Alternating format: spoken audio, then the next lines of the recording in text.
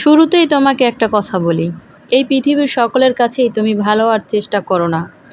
তুমি চাইলেও এই পৃথিবীর কারো কাছে ভালো হতে পারবে না। আজ পর্যন্ত কেউ তা পারেনি, তুমিও তা পারবে না। যদি সৎ হতে হয়, যদি ভালো হতেই হয়, তাহলে নিজের কাছে ভালো হও। কিছু কিছু জিনিস, কিছু কিছু আদর্শ মেনে চলা উচিত। তার মধ্যে একটি আদর্শ হলো বন্ধুদের সাথে কখনো বিশ্বাসঘাতকতা করবে না। শুধু তাই নয়, বিশ্বাসঘাতকতার সাথে কখনো বন্ধুত্বও করবে না।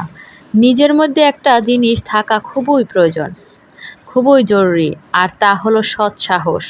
যদি ভুলকে ভুল এবং ঠিককে ঠিক বলার সাহস তোমার মধ্যে না থাকে, তাহলে তোমার মধ্যে সৎ সাহস এবং ক্ষমতা কোনোটাই নেই।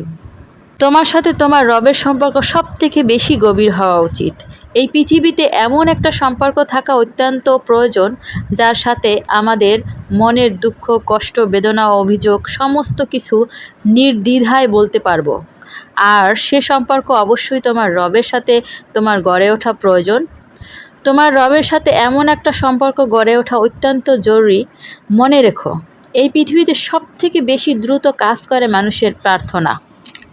হ্যাঁ, মানুষের প্রার্থনা, যা মুখে আসার আগেই সৃষ্টিকর্তার কাছে পৌঁছে যায়, যা মুখে আসার আগেই তার রবের কাছে পৌঁছে যায়। মনে রেখো, সকল কিছু পাওয়া সম্ভব যদি তুমি চাও, আর সেই সকল চাওয়াই তোমার রব তোমাকে দিতে পারে। তাই রবের কাছেই চাও।